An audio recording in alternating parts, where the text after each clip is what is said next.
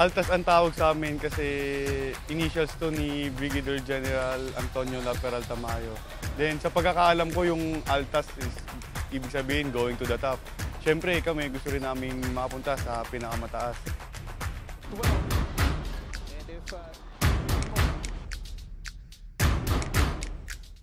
Yung pagkatalo namin last year, na isang tulak na lang, finals na sana.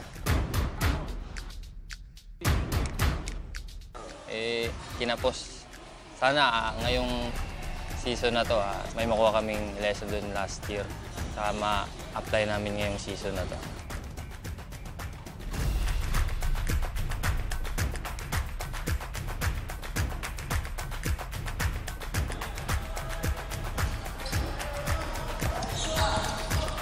Siyempre, nung una, medyo nasaktan kami, but naka-recover na rin kami.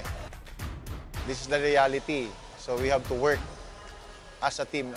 Not also as a team. Actually, hindi na kami team ngayon, sa totoo lang. Ano na kami ngayon? Pamilya na kami. Sama-sama sa hirap at ginawa. Gawin yung motivation na umalis si Bright na kailangan nyo talaga mag-step up kasi wala na si Bright eh.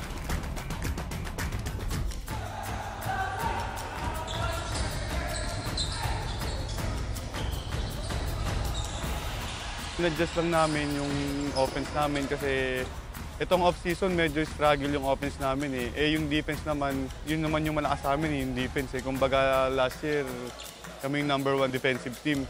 Kaya ang ina-adjust namin ngayon yung offense talaga namin. Bawat isa nagko-contribute na ngayon. May na mga nag-step up. Sana mga Final Four ulit kami ngayon. Siyempre, ang laki nang nawala sa amin eh. Pero laban pa rin naman ng Perpetual.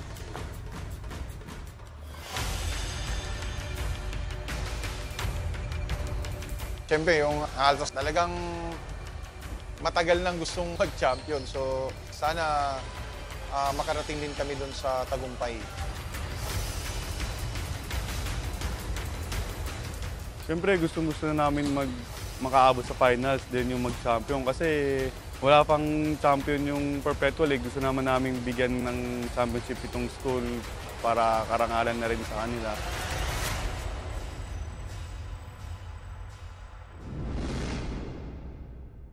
To watch the latest game highlights, subscribe to ABS-CBN Sports and Action YouTube channel.